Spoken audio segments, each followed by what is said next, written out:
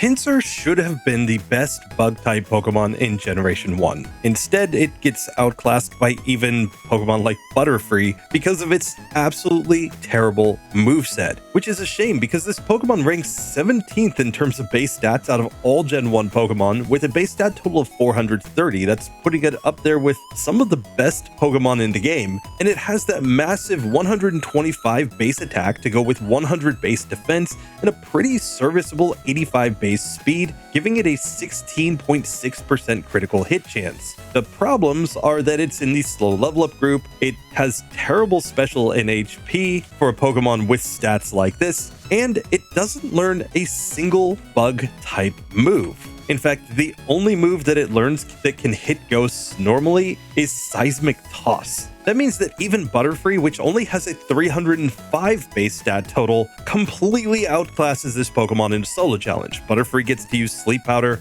gets to use Psychic type moves, gets at least some coverage with things like Mega Drain, allowing it to actually beat the game on minimum battles, whereas a Pinsir can't even beat Brock on minimum battles. In fact, I was trying to do a test with this Pokemon the other day on my ultra minimum battles setting, since it is technically the strongest bug type, only to find that it basically couldn't get through anything after Brock on minimum battles without hundreds of resets. But today I'm going to try to fix that. I'm going to fix Pinsir by actually giving it a bug type move. And the simplest move that I could think of to just port to this generation in order to give it a move that it legitimately had at least sometime in the series was Hidden Power Bug. Introduced in Gen 2, Hidden Power of course can have different typings based on the Pokemon's DVs, with a maximum base power of 70, and it's also 100% accurate. And Hidden Power Bug kind of splits the difference between modern moves that Pinsir can learn in Bug Bite and X Scissor, so I thought it was a pretty reasonable move to just test out and see how good it would be on our Pinsir. So I have added Hidden Power Bug to the moveset of this Pokemon together with Vice Grip. We're just gonna see how good this Pokemon would have been if it actually got a strong bug type move. This could dramatically change the results from what I was looking at previously, because we now have a super effective move for Misty's Starmie, for all of Sabrina's team, for all of Koga's team, even some of Giovanni's Pokemon will be weak to this. And then once we get to the league, it's going to help us out against Agatha, against Lorelei's psychic types, and of course against the champions Alakazam. So this could be a massive upgrade, but how good is it really, and does it allow Pinsir to actually beat the game on minimum battles? Let's get into it and find out. So as we step outside of Pallet Town, Professor Oak is going to find a Pinsir that is clearly wandered over from Johto, and he's going to task us with doing a little bit of research on this one, because Pinsir with Hidden Power Bug could actually turn out to be a much better Pokemon than it ever was in the Gen 1 games. But we're not going to know until we test this one out, so we're coming in with the legendary Bugsir that is starting with Vice Grip and Hidden Power Bug. That is a 70 power Hidden Power Bug, the strongest that it could be in the Gen 2 games, and we're just going to see if that makes a difference here in Gen 1. Starting off with rival number 1, we're just going to go Hidden Power Bug, and we can see this is a 2-hit KO on the Eevee. I'm not sure that actually made that much difference. Vice Grip might also just be able to 2-shot there, but either way, we're getting through that first fight with no difficulty whatsoever. The real question in this one is, does Hidden Power Bug allow us to get through Brock on minimum battles? Once we get through Brock, we should have a really easy time in Mount Moon, and we should be able to get enough levels that I think Misty and Lieutenant Surge won't really be that much of an issue. Hidden Power Bug will absolutely destroy Erika, and it should make us better against Koga as well. So we may be able to get to Blaine before we run into any major issues. And by the time we get to Blaine, we're going to have Swords Dance, which will allow us to boost up something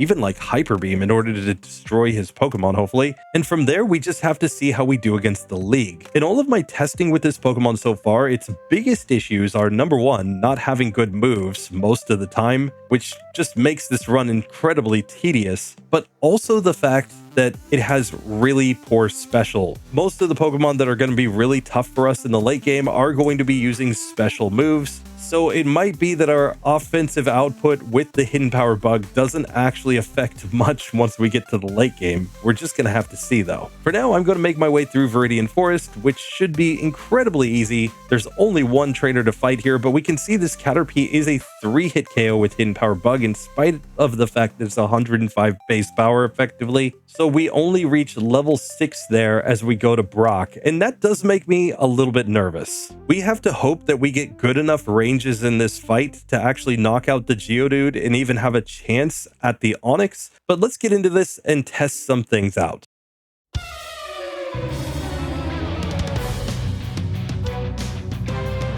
So first up on Brock, let's just do a quick move power comparison. Normally, when you come here on minimum battles with Vice Grip and use it against the Geodude, you do 1 damage. That is it. So you're going to have to level up massively to be able to get through this Pokemon. Fortunately, we get a nice tackle miss there, and now we can test out Hidden Power Bug. And this did 8 damage, meaning that this will be a 4-hit KO on the Geodude. Assuming no crits, we get another nice tackle miss there. That's very lucky, but that means that we can get through the Geodude on minimum battles, something that would be utterly impossible normally. We level up to level 7 now as the Onix comes out, and we are slower than this Pokemon. We're hoping it doesn't use Bide turn 1. Unfortunately, it did, but now we can see that Hidden Power Bug did 5 damage here. That does make this a 7-hit KO without crits, but again, that is a massive improvement on Vice Grip, which would only do 1 damage here. I will use Vice Grip when he's using Bide just to reduce the amount of damage that I take. We lose this first attempt, but I think there's at least a chance to get through this fight. Essentially, what we want is for him to use Screech or Tackle early on with the Onix, and then use Bide late when he just gives us multiple turns to knock him out. We can see Tackle only does 4 damage here, so we can survive multiple Tackle hits. Once he uses Bide, we're really hoping that we land crits at that point to just get him in ranges where we can knock him out. We got him really low on this attempt. This time we get a bunch of Screeches and Tackles, so by the time he goes for Bide, we finally knock him out. It took 24 attempts there. It is worth noting that when I did this as just kind of test run to make sure that my overlay was working properly, I only played up to Brock, and I actually beat him on my second attempt when I was testing this, but it's clearly very inconsistent. You need multiple Screeches and Tackles, and then once he uses Bide, if he's at about half health and you get a 3-turn Bide, you can get through at that point. It still takes a lot of luck though. 14 minutes and 3 seconds to get through Brock on minimum battles, but with that, we are now able to progress in the game, and it might be that that was the only major wall in this run. We're just gonna have to find out. But the long and short of it is that a slow level up Pokemon like Pinsir, even with a really strong move and a really high attack stat, using physical moves against Brock is just not really going to work out. If we had been in something like the medium slow level up group coming into Brock at level 8, it might have been possible that we were in a speed tie there, and we would have had much better chances, plus we'd be doing more damage thanks to an additional damage rounding threshold coming in. But here we're just going to have to see if any of this actually matters, or do we just hit more walls as we keep going. For now, on this next section in Route 3 in Mount Moon, we should have no issues. Everything here should be either neutrally affected or weak to Hidden Power Bug, and given our high attack stat, even at a lower level, we should basically be 1 or 2-shotting everything. So let's make our way straight to the Super Nerd. And against the Super Nerd at the end of Mount Moon, Hidden Power Bug is super effective against Grimer, so that's an easy one-hitter as we get to level 12. Against the Voltorb, we still get the one-hitter, and Coughing can do nothing. It gets completely destroyed thanks to the fact that this is a super effective move in Gen 1. So we get to level 13 with no issues, and we can pick up the Dome Fossil since it is the superior fossil. It's time to take on Jesse and James now. First up, they have the Ekans, which we're actually faster than, so we can just one-shot that Pokemon. Meowth comes out next, and it's slightly faster than us, but Scratch did basically nothing. We did not manage the one-hitter though. It survives with 1 HP, so I'll just Vice Grip it down. That brings out Coughing, which never stood a chance, and we get to level 14 after defeating them, and we have completed the Mount Moon section. So now we can just simply move on in the game. And now I'm going to at least try rival number 2 before I go into Misty's gym, just because, well, yes, he does lead off with a Spearow that has super effective moves. We have a really high attack and defense stat, so we might be able to get through this. And after Spearow, everything might just be a matter of using the hidden power bug. Let's see how this goes. Now, Spearow here will only attack randomly, so it's just going to use all of these moves in equal proportions. And that means that we should be able to deal pretty decent damage here. It growls, which is kind of bad, and then it goes Leer, but we're going to get through Spearow with no damage in this one. After that, Hidden Power Bug is our best move. We do get sand attacked by Sandshrew, but we still knock it out. That brings out the Rattata, which nearly gets one-shot by Hidden Power Bug, and we're just missing a ton of times due to that one sand attack again. But now we come to Eevee, which has only one damage dealing move, Tackle. Everything else is a status move, so if we can actually manage to land hits, we will win here. It is sand attacking, knowing that, but we still win on the first attempt against the rival, getting to level 15. Even when the rival tries to cheese, Pinsir is suddenly good enough to completely destroy him. And with that, we can make our way across the Nugget Bridge and up to Billy Boy's house, where I think he's going to be really excited to see this special Pokemon that we're running. He's going to have to document it in the PC, I think. And sure enough, as we get here to the final Oddish Blast, nothing gave us trouble here. The Onix on the one hiker was a 3-hit KO, but it was never a question that we were going to win. And Hidden Power Bug, even when it's resisted, is nearly as strong as Vice Grip. So in a lot of cases, we can just spam this move over and over again, and Vice Grip is just there to add a little bit of extra PP to avoid going back to Pokemon Center. And we can see that our Phantom Pikachu has showed up here. Clearly, when I was hacking this, I didn't take out all the Pikachu animations, but what Bill's really interested in is this Pinsir. He's going to look at us with great interest, and Pikachu is going to follow him into the closet because something is clearly amiss here. Bill is going to say, dude, if I had that Pinsir, that would complete my Pokemon collection. But we all know that he's just looking at Vaporeon pictures on his PC. He forgot to delete his browser history. Anyway, with that being done, we can make our way down to Misty, and I think we actually have a good shot this one. Hidden Power Bug will be super effective against the Starmie, so while we're slightly under-leveled at level 18, I still think that this one won't be that bad, but let's see if it actually works out.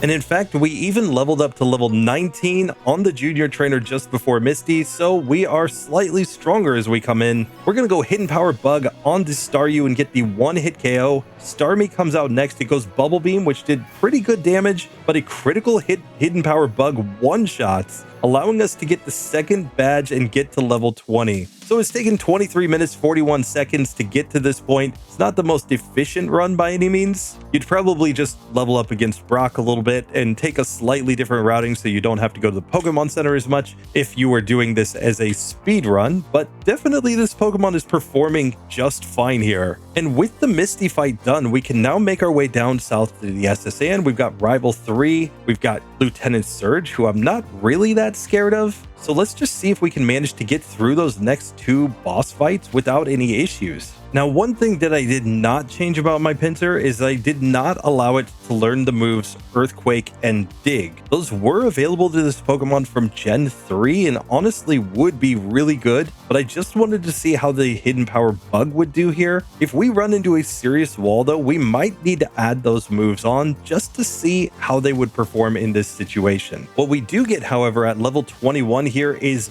Bind, which we know is kind of OP in Gen 1, given that it stops your opponent from moving. So we could have some situations as we go through the game where the best strategy is to, say, badge boost to outspeed, and then just bind our opponents down into a range that we can one-shot them with either Hidden Power Bug or another damage-dealing move. We'll save that all for later though. For now, I'm going to come and fight against rival number 3. Let's see how this goes. Now, Rival 3 is the first time that he actually has Smart AI, so he will only use Peck here with the Spearow. It might not matter though. We get an easy 2-hit KO, and he only did 12 damage there, so we easily get through that Pokemon. We'll switch to Hidden Power Bug for Rattata, and against the Sandshrew, we get a 2-hit KO here as it Sand attacks us multiple times and then slashes, and if we can't land a hit, we might even go down right here against this Pokemon. We finally do hit, but man, that was bad. Once again, Eevee doesn't have any really strong moves. It only knows Tackle, and once we do finally land a hit, Hidden Power Bug one-shots. So the rival, of course, is just trying to cheese at this point. He's just going for all the accuracy strats. So it's pretty satisfying to see his Pokemon just melt when they actually get hit by us, knowing that he was trying to cheese so hard. And with that, we can now make our way to Lieutenant Surge, since we've gotten the Cut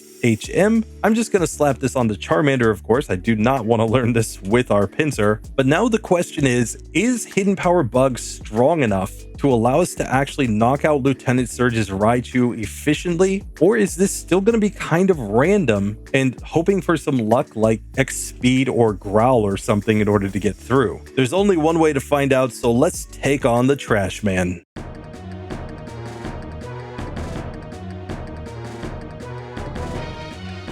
We're going to tell him that bugs love to gobble up on trash as we come in with the Hidden Power Bug. He goes Growl turn 1. That was a smart move, but then he misses a Mega Kick. He hits the next one with a crit, but then he X-speeds at the end. Oh, Lieutenant Surge punts on another victory as we get through in 28 minutes, 51 seconds. This guy just is allergic to winning. Clearly. So we have had no resets since Brock, and at this point, Minimum Battles isn't really looking that bad. Like, if he doesn't critical hit the Mega Kick there, we could have taken a couple hits from him before he would actually knock us out. So I actually think that fight is more consistent than it probably looks on first glance. And it really does show how much better this Pokemon is becoming at this point, because normally you'd still be stuck with Vice Grip and Bind there as your only damage dealing moves. But with that done, we can now make our way through the rock tunnel, and we're going to go to Erika as quickly as we possibly can, because I think that the Hidden Power Bug is just going to completely destroy her gym. And then we get a ton of levels at this point against the whole Rocket Hideout, Lavender timeline. So it's really going to come down to rival number 5 or Koga, which is better for us. Koga could be hard just on the basis that he is using Psychic type moves and we do not have great special. But if Hidden Power Bug is one-shotting those Venonats and getting a good range against the Venomoth, it could be a non-factor. Rival 5, on the other hand, I expect to be pretty hard, given that he will have at least a Fire-type Pokemon and plenty of others that use strong special moves. Still, let's just get through this section and see how it goes, starting with the Rock Tunnel Hiker, since if we don't one-shot there, self-destruct could actually be a little bit scary. We'll just kind of have to see. So let's take on the Rock Tunnel Hiker. He is the midpoint in the Minimum Battles run,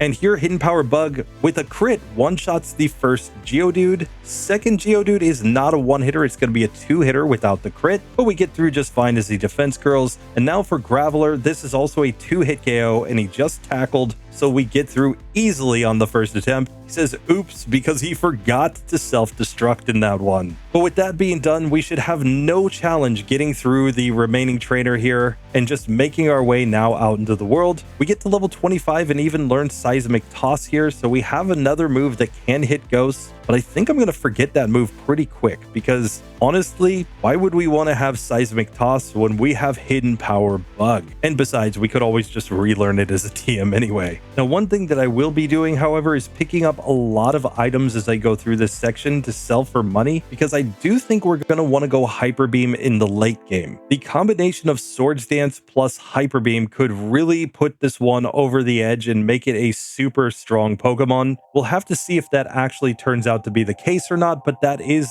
at least my initial thought process and strategy. I am also going to buy the TM for submission, not that I'm necessarily going to use it at any point. It might come in on Lorelei, but otherwise I think generally speaking we'll stick with this moveset as is. It's just sad that this supposedly strongest bug type Pokemon's only type coverage is the fighting type moves. It's almost like Game Freak initially intended for this to be like a proto Heracross as a bug fighting type, but instead they just made it a pure bug type, so it doesn't even get a same type attack bonus in anything. Honestly, I think if it had been a bug fighting type and had gotten stab moves in both bug and fighting, it wouldn't have been like a top tier Pokemon by any means, especially not in competitive with the number of psychics, but could have been a decent UU Pokemon. But that's just my opinion. Tell me what you think in the comment section down below. But for now, I'm going to make my way straight to Erika, and let's see how she likes it when somebody brings a bug Pokemon that actually knows bug moves into her gym.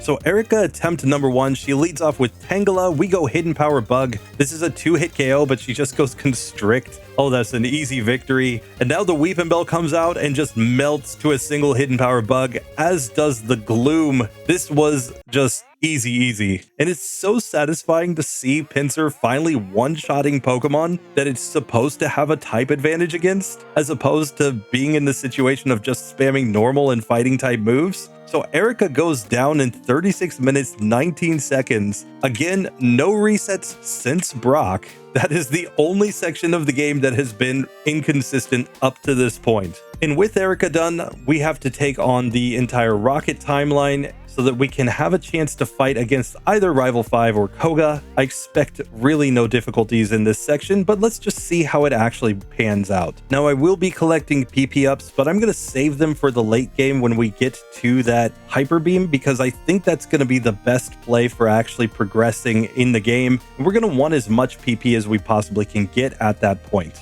So as we come into the basement, it's time for the Jesse and James fight. In this one, they're going to lead off with Coughing. We just go Hidden Power Bug and destroy it. Meowth is out next. We're faster in just one shot. And Ekans gets completely wrecked. Hidden Power Bug put in some serious work there, getting us a very easy victory. Now it's time for Giovanni himself. He's going to lead off with the Onix, of course. Hidden Power Bug looks like it's going to be a 3-hitter here. We can obviously just Seismic Toss to take that one down after that. We get to level 28 as the Rhyhorn comes out, and Hidden Power Bug is going to 2-shot there. Now for the Persian, it's faster and goes Screech, but we go Hidden Power Bug, and he Guard Specs, so we get an easy 2-hit KO victory, allowing us to just easily get through the Rocket section with no difficulties whatsoever. So now back to Lavender, we're going to take on rival number 4. Let's see how he actually goes here though, since he does lead off with Fearow. The issue with the Fearow is that it only uses the move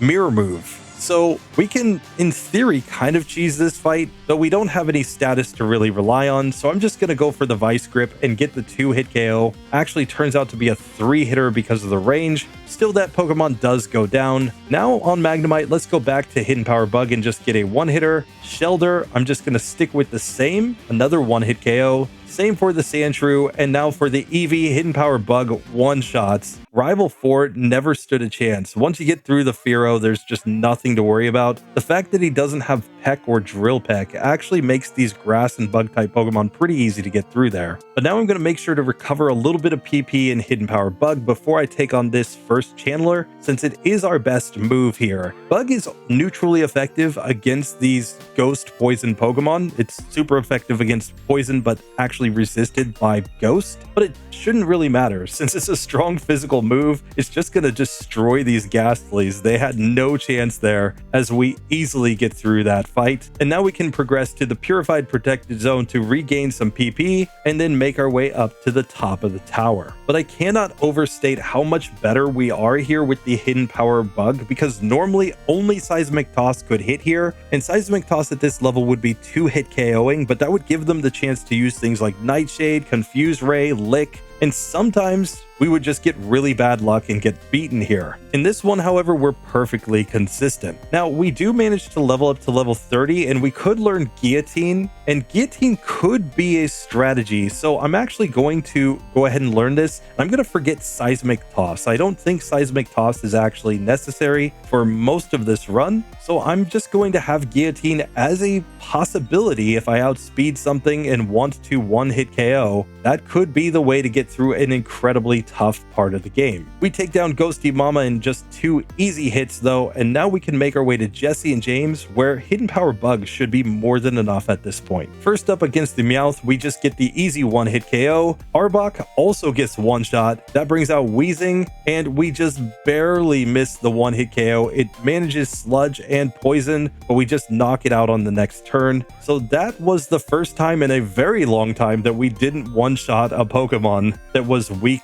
to our Hidden Power Bug. So who knows, maybe we're reaching the point where this strategy actually isn't that good. But for now, I'm just going to keep going as I am. Now, with that done, we have to make the decision whether to go to Koga or go to rival number 5. What I'm going to do is actually go into Silphco and just take the 1 required trainer to get the card key and then pick up Swords Dance. I think that move is going to absolutely have a massive impact on this Pokemon, because if we can just Swords Dance up, we may be able to one-shot a lot of opponents. Now again, it is worth noting this is the best possible Pinsir. We have max DVs in this one, so your mileage will really vary. If you consider that the Brock fight was that tough when we had max DVs, if you had anything less than max DVs, that fight might still actually be impossible, or at least borderline impossible. But here at this point, we're already fast enough that we should outspeed everything on Koga's team except the final Venomoth, and that makes me think that that is the way to go. But now that I have access to Swords Dance, I'm actually not going to waste any time. I'm going to learn this move immediately. It's a badge boosting move that also boosts our best stat, so I'm going to forget Vice Grip here in order to learn it, because for a while at least, everything should basically be neutrally affected or weak to Hidden Power Bug. And once we do get to the point of needing a stronger move, we might just be able to outspeed and use Bind on things. So that's at least a strategy I'm going to test out.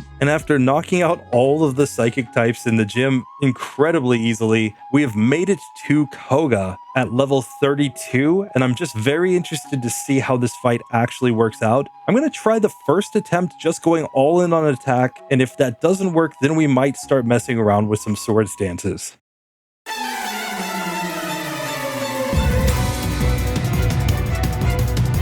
Now in this fight, Hidden Power Bug is super effective, so it's stronger than something like Hyper Beam would be here. Let's see how much damage it actually does. The first Venonat does survive, albeit with very little health, so a Swords Dance would be required to get the 1-hit KO there, or we could Bind in order to get it in a range to knock it out the next turn. Still, he X attacks with the second Venonat. The third Venonat, he goes for Psychic and does decent damage, but we knock it out on the next turn. We get to level 33 as Venomoth comes out. It tries to double team, and unfortunately we miss, and Psychic takes us down. Still, I think we have a strategy here. He's basically always going to go Toxic or X attack turn 1 because we are a bug type and he thinks poison type moves are super effective. So that will give us at least 1 free turn to set up. So I'm going to just set up 1 Swords Dance here, and now we should be able to 1-hit KO sweep all of the Venonats. Yes, we've got Toxic on, but it might not matter depending on the exact range here on the Venomoth. So as we get to level 33 again, Venomoth once again goes double team, but this time we hit Hidden Power Bug and one-shot. So 49 minutes, 4 seconds. We had only 1 reset there on Koga, and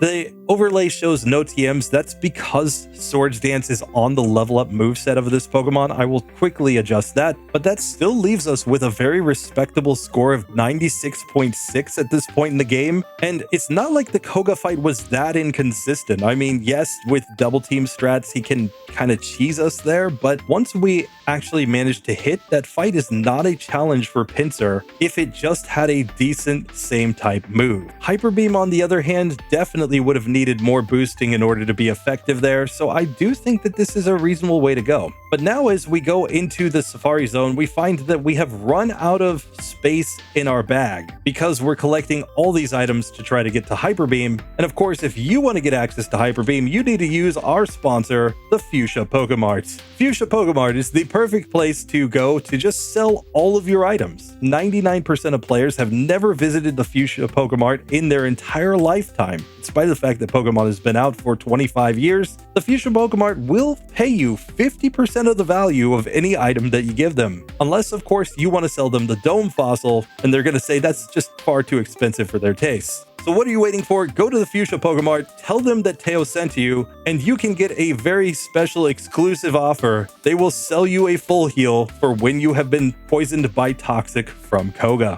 And in fact, after the sponsorship read, we do have enough coins to come and buy Hyper Beam, and now we can just slap this onto the moveset. I'm not actually going to waste time learning this move, and I'm going to learn it over Guillotine because I actually think this is the best strategy. Bind should allow us to just get things in a range to knock them out, and then either Hidden Power Bug or the Hyper Beam will be enough to finish things off. That's my logic anyway, and I'm going to come back and fight against rival number 5 now, just because I do expect the Blaine fight to be pretty random, whereas here with Badge Boosts, we may just be able to get this one to go without too much difficulty. And at this point, we should basically outspeed everything on his team, so let's just see how it goes. So rival 5 attempt number 1, I'm going to lead off with Sword Stance here on the Sand Slash because this Pokemon's only going to use Poison Sting over and over again. And even if we get poisoned, being at +6 attack might be enough to just guarantee the victory. Here we one-shot the Sand Slash with a Hidden Power Bug. We'll stick with that on the Cloyster. We got a crit, which is terrible, but we knock it out on the next turn. We get to level 34 as Magneton comes out and gets completely destroyed. Kadabra never stood a chance. That brings out the Flareon, where I will go Hyper Beam and miss and get knocked out on the first attempt. Oh, come on.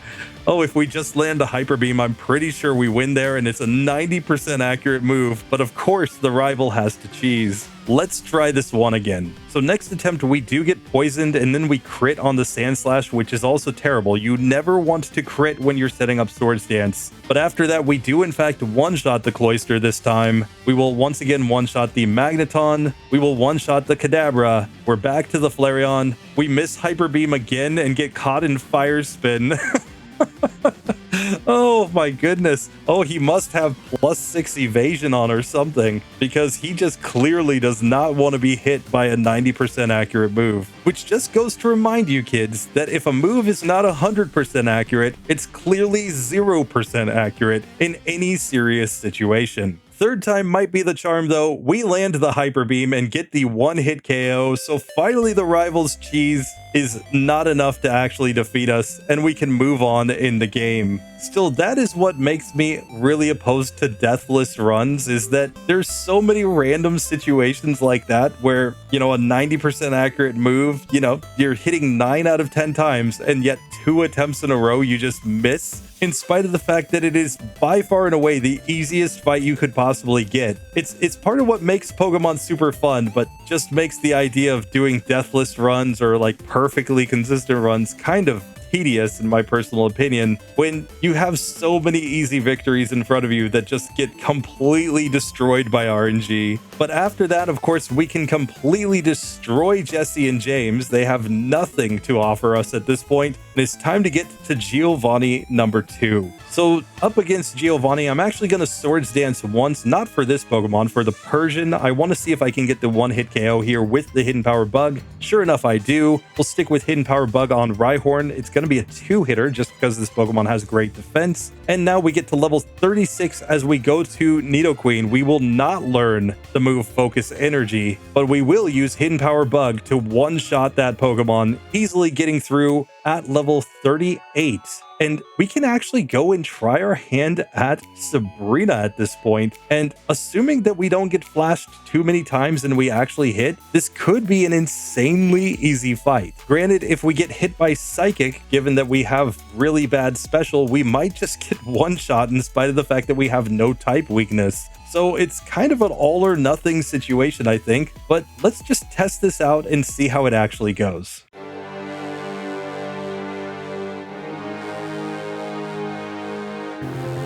So Sabrina attempt number 1, of course she wants to flash us here, but I don't think we even set up Swords Dance. I think we go straight in for the Hidden Power Bug here. She misses the flash and we one-shot on the Abra. Out comes Kadabra, it goes X Defend. Good try, but we still one-shot that Pokemon, and Alakazam goes Psychic and one-shots us. So clearly we want Psybeam, Reflect, Recover, anything other than Psychic. It's only a 1 in 4 chance that she uses Psychic here because she just randomizes her moves. Let's try a second attempt. So this time she does flash us, and that's going to power up our hidden power bug, of course. So we one-shot the first two Pokemon. We're back to Alakazam. She goes X defend, and hidden power bug just barely misses knocking this Pokemon out. If not for the X defend, it would have been a one-hitter, and then Psychic ends us yet again. So in spite of the fact that we got really powered up after she flashed us, we just could not manage to get the win. Still, next attempt, we are back to Alakazam. She once again X defense here, and she just seems to have our number. But this is clearly a winnable fight. We just need to actually land some hits. So this time, I'm actually going to set up a Swords Dance at the beginning, just so that if we do land a hit, even after the X defend, it should still be a one-hit KO. We actually land this time, and on the fourth attempt, we do knock out the Alakazam. So it took an hour, 3 minutes, 53 seconds. That is with me doing live commentary and sometimes running around to pick up items and things like that. But we're only at 29 resets and only 2 TMs at this point. Still rocking a 90 plus score, 95.1, as we have gotten through 6 gyms. But with Sabrina done, if we're going to stay on minimum battles, there is only one trainer that we can fight at this point, and that is Blaine. Unlike Pokemon Red and Blue, Blaine in Pokemon Yellow uses random AI, so he's just going to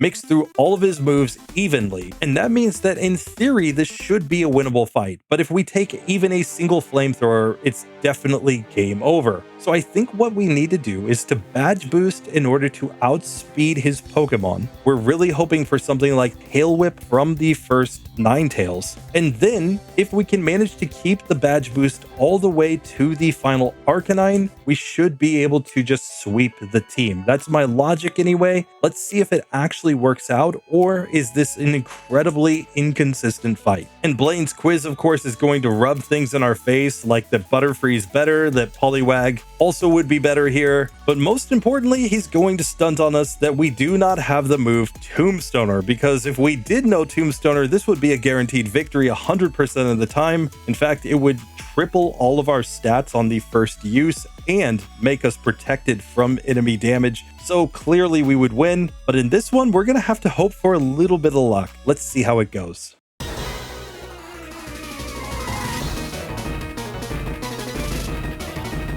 So Blaine attempt number 1, let's just see what kind of range we get with Hyper Beam without any boosting. Of course we get Flamethrowered and we just die.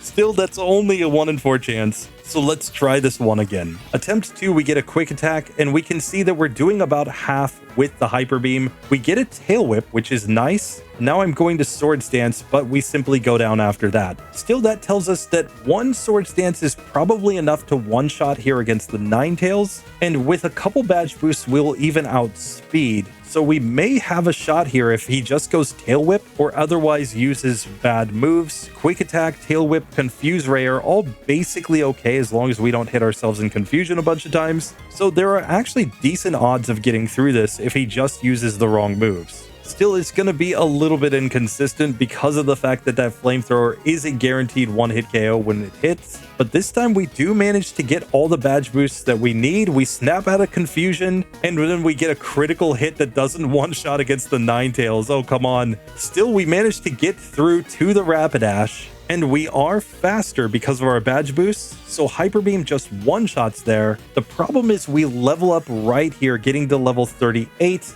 and that means that we're going to be slower than the Arcanine. We need for it to go Reflect or Takedown if we're going to have a shot here. Flamethrower just simply ends us. So what that means is that we need to manipulate where we actually level up, and this is a perfect spot to drop a rare candy. At this point, we will not level up for the first 2 Pokemon, which means if we set up the badge boost glitch, we will be able to get to the Arcanine faster. So we just need 3 badge boosts. Let's see how it goes. So this time we get 2 Swords Dances and a Tail Whip, so we can just knock out the Ninetales. Here, we knock out the Rapidash, Arcanine, Hyper Beam, one-shots. So just like that, we do manage to get through at level 39. It's an hour, 8 minutes, and 20 seconds to complete that fight. We're now up to 37 resets and 2 TMs. But honestly, it's just because we didn't know the range initially on Blaine. If we had known that we would level up right there, we could have used the rare candy earlier, obviously. obviously, but it does prove that while that fight is inconsistent, it is certainly possible, and it's nowhere near as inconsistent as, say, the Brock fight at the start of this run, since that Ninetales does have a 1 in 4 chance to just use a Tail Whip that gives you a badge boost right off of that, and you probably only need 1 Swords Dance and the other 2 badge boosts in order to get through there. I don't think you actually need multiple Swords Dances, but with that one I was using 2 Swords Dances in order to get through. But with that done, it's now time to come and take on Giovanni, where 2 of his Pokemon are weak against Hidden Power Bug, everything else is neutrally affected, so this might be a spot where we're just fine. We also resist Earthquake and Dig, so we should have a chance to set up a little bit on the first Dugtrio. Let's see how this goes.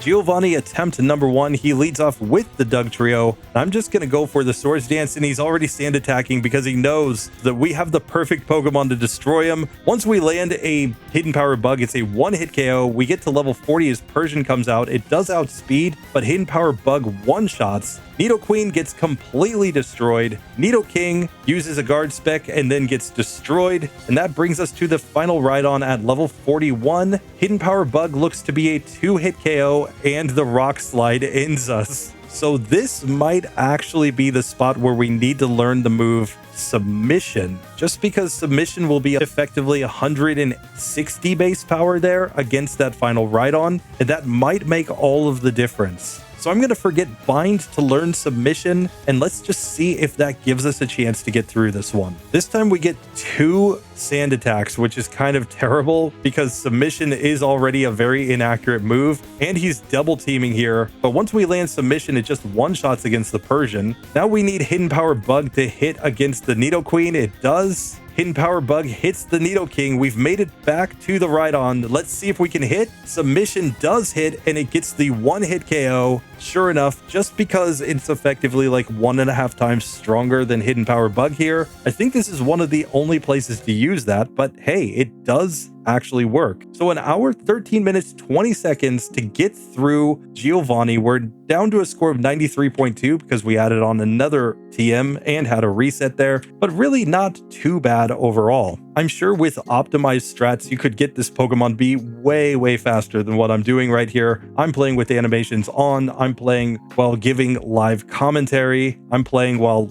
sometimes researching and or looking things up because I don't pregame these. So honestly, you could get this Pokemon with Hidden Power Bug to be just way better than this. But with that, it's time to take on Rival 6, and then we're on to the League. So let's just see if we can manage to sweep through everything here. I'm going to be very interested to see just how good this Pokemon turns out to be. Starting on the Rival though, I'm going to set up the Swords Dances right here. He's only going to go Poison Sting yet again with the Sand Slash. It's the one weakness of his Sand Slash in this version is that it always carries Poison Sting. Now Execute is an easy 1-hit KO. Cloyster, we can even go Submission and just get the super effective damage to 1 hit. It probably doesn't matter. Hidden Power Bug probably gets the job done. Magneton goes down. Kadabra outspeeds and goes Psychic though, so we actually lose here. Kadabra is just a little bit faster than us. So that suggests that we want to save at least 1 Swords Dance until after we have leveled up, and that should allow us to get the victory there. So this time I'm just going to set up 2 Swords Dances on the Sand Slash.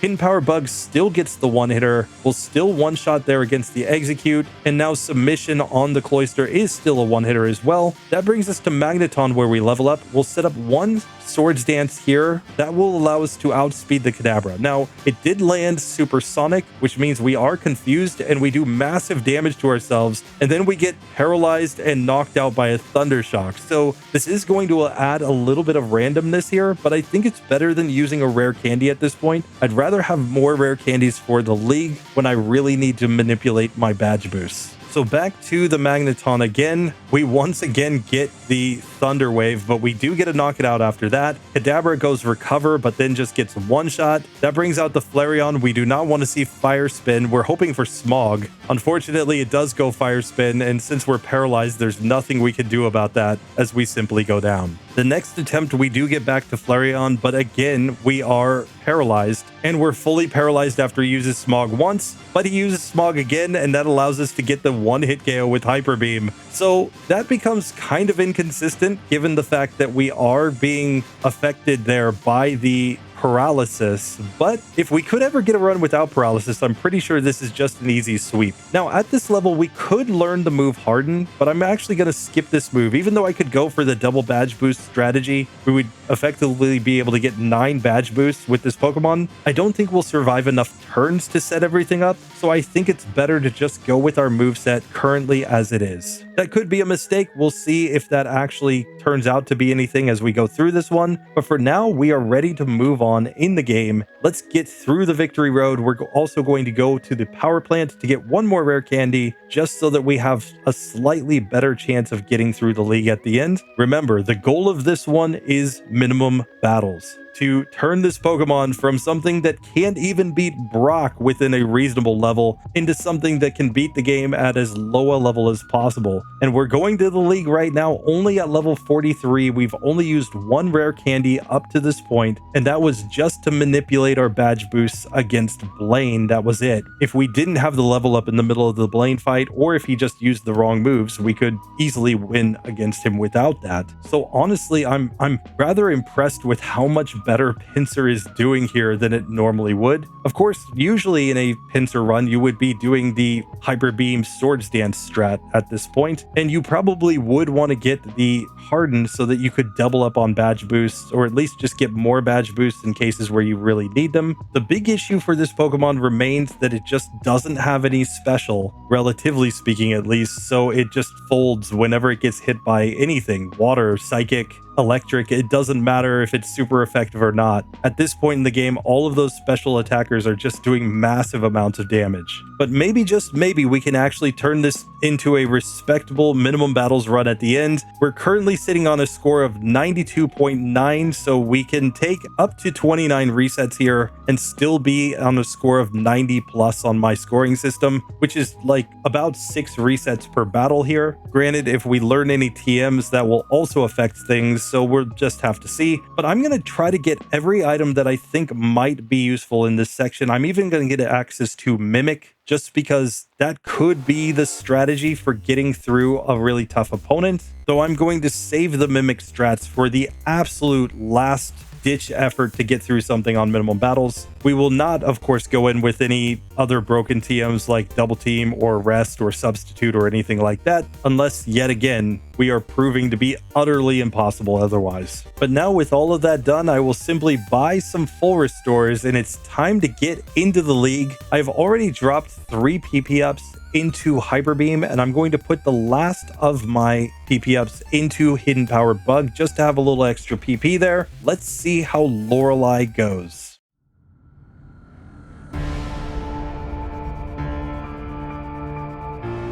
So Lorelei attempt number 1, we are already faster than all of her Pokemon. I'm going to try to set up 1 Swords Dance here and then hopefully be able to sweep. We get an attack drop from Aurora Beam, which is kind of bad, but now Submission with a crit does not one-shot against the Dugong. Once it goes to sleep though, I'm just going to take the opportunity to set up the rest of the Swords Dances. Now even Hidden Power Bug takes that Pokemon down. Hidden Power Bug, however, is not enough for the Cloyster, but it just goes Spike Cannon because we have no type weaknesses. They're just going to randomize. That allows us to knock that Pokemon out. Slowbro completely melts to a single Hidden Power Bug. Jinx is actually slower than us and goes down nice and easy as well. That brings out the Lapras, where I'm going to go Hyper Beam because it is stronger here than the Hidden Power Bug. And with a single hit, we do knock that Pokemon out. So Lorelei goes down on the first attempt, and I cannot tell you how satisfying it is to see something like that Slowbro go down in a single hit. I'm really looking forward to fighting Exeggutor on the Champions team in this one,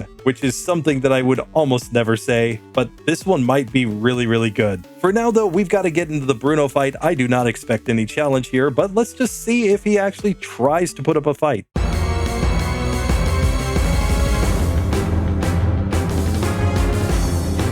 So Bruno attempt number 1, I'm just going to set up all the Swords Dances against the first Onix since it knows nothing that I'm scared of. It even goes Dig there, good job. And now I'm going to try to stunt on him by using Submission against his Pokemon. Granted, we can't do that for everything because we would run out of HP, so we'll just Hyper Beam down the Hitmons. Nice and easy victory there. We get to level 45 as the second Onix comes out, and I just go Submission to knock it out nice and easy. And Machamp gets Hyper Beamed and completely wrecked. So Bruno never had a chance, though we did get on low HP. So, you know, that's a very good performance by Bruno, but partially because I was intentionally going for bad strategy there. I think that's the only way you can lose to Bruno, is to go for bad strategies and just hope that he gets the luck to actually knock you out, which is why losing to Bruno is the hardest Pokemon challenge ever conceived. Anyway, with that, we have made it now to Agatha, where Hidden Power Bug is going to be neutrally effective here against the ghosts.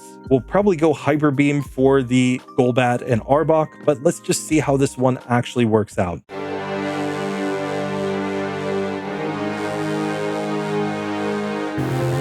Now here against Agatha, there are two things we're worried about. We're worried about getting paralyzed by Lick, and we're worried about hitting ourselves in confusion from Confuse Ray. Still, I think we have to at least try to set up the Swords Dance, but I'm going to see what Hidden Power Bug does to Gengar first. This move does half to the first Pokemon, so that tells me that definitely going for the Swords Dance is the play here. Against Golbat, we're not super scared. Like, yes, it can go Toxic, it can go Wing Attack, but once we set everything up, we might just be able to sweep here. So here I just Hyper Beam that Pokemon down. First Gengar comes out again, and we just one-shot it from that range with the Hidden Power Bug. Out comes Haunter. It gets completely destroyed. We'll just stick with Hidden Power Bug on the Arbok for 100% accuracy. That brings out the final Gengar. We do not want to see Confuse Ray or Psychic. Hypnosis or Dream Eater would be great. Here we do get the Confuse Ray, but we don't hit ourselves, and we just knock that Pokemon out. So that was an insanely easy victory on the first attempt against Agatha. Hidden Power Bug does massive work there, and we still have 10 rare candies in the bag. We've made it all the way to Lance. Granted, this is with max DVs, keep that in mind, but finally Pinsir is kind of starting to show its pedigree as a top 20 Pokemon in terms of base stats. Let's see if it can keep this going against Lance though.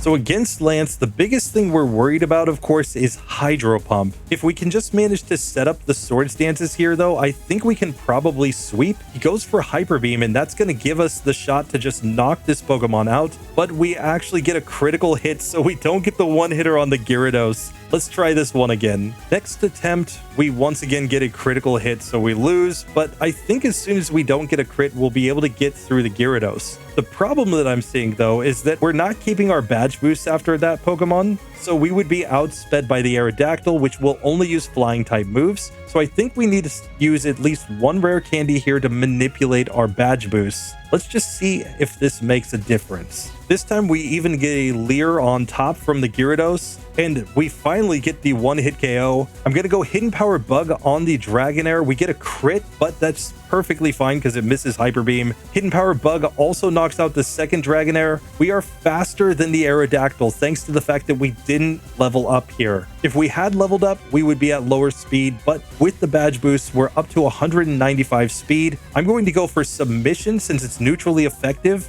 and that does knock that Pokemon out. We get to level 48 as the Dragonite comes out, but we are faster than this Pokemon. And if we land the Hyper Beam and it's not a crit, I think it's a one-hitter, and we do in fact manage to get it. So Lance cheesed a little bit there, or really RNG cheesed us by getting the Hyper Beam critical hits, but once we don't get a crit, that was an insanely easy fight. And with that done, we have made it to the champion. There are still 9 rare candies in the bag, but I'm going to try to go in here at level 48 and just see how this goes. Honestly, max TVs at this point is effectively like adding 5 or 6 levels to your Pokemon, so it does make a pretty significant difference. Around level 50, it's 15 points in each stat, so that means that we're already kind of OP. So I'm going to try to avoid those rare candies if possible. Let's just see if the champion is possible with this set.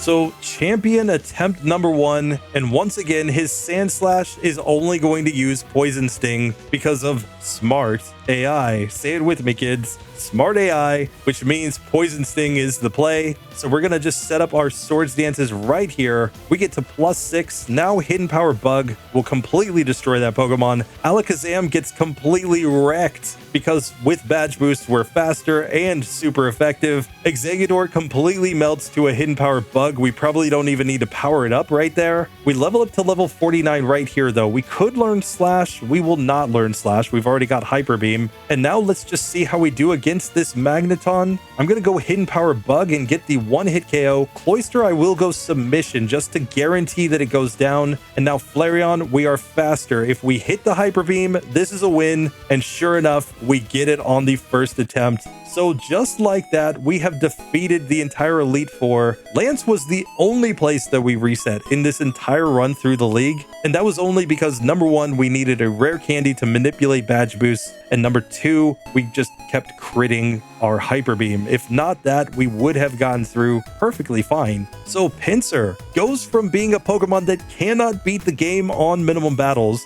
to being a Pokemon that gets a 90+ score on minimum battles. Yes, it's an hour 31 minutes. This could definitely be faster with optimizations, but it does not need any optional battles the second you actually give it a decent bug type move. So we end the game with 43 resets and 3 TMs learned as Pinsir becomes a champion. So just here at the end, I'm going to rename the rival Game Freak, and we're going to tell them that they made many mistakes given the fact that they did not give Pinsir the moves that it should have had in Gen 1. So just like that, Professor Oak is going to come in here. He's going to berate them for their terrible decisions and now let us register our Pokemon in the Hall of Fame. But I think there's one last challenge that we need to check with this Pokemon, of course, because to truly test how good a strong bug-type Pokemon with a decent bug-type move would actually have been in Gen 1, we need to see if it can take down the ultimate Psychic-type Pokemon, Mewtwo. One of my biggest memories as a child was playing Pokemon Stadium with my Mewtwo, and there was one of the trainers that would use a Pinsir on his team, and it would do this gesture like with its thumb going towards its mouth like it was wanting to vomit or something, basically telling us just how bad bug types were in Gen 1. So I think it's time to finally get revenge for Pinsir for all those years of being completely stunted on by Mewtwo. We may be able to just set up one Swords Dance and then one shot with our Hidden Power Bug.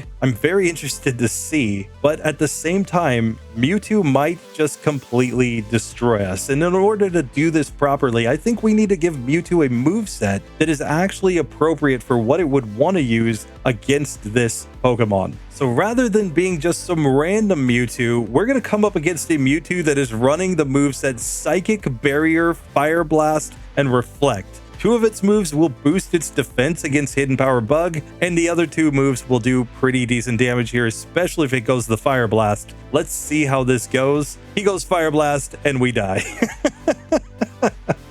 Oh, clearly, this would have been the new Uber meta in Gen 1 if this Pinsir had actually existed. And Psychic also manages the one-hit KO on us, given the massive level disparity here, because we beat the game only at level 49. So we're 21 levels lower, but once it goes Barrier, we can see that we're not doing that much damage with the Hidden Power Bug. I think we need to drop some rare candies right here. So I have gotten all the way up to level 58 now. This is as high as I can get with rare candies. Let's see how this goes against Mewtwo now. He goes Barrier as we go Swords Dance, and the only advantage that we have here is that we can get Badge Boosts, but Fire Blast completely destroys us. This time he reflects turn 1 and Fire Blasts turn 2, so there's not a whole lot that we could do here. We really need him to use like the Reflect, the Barrier, etc., and let us just get all of our Badge Boosts in. So this time he does a couple Barriers and a Reflect,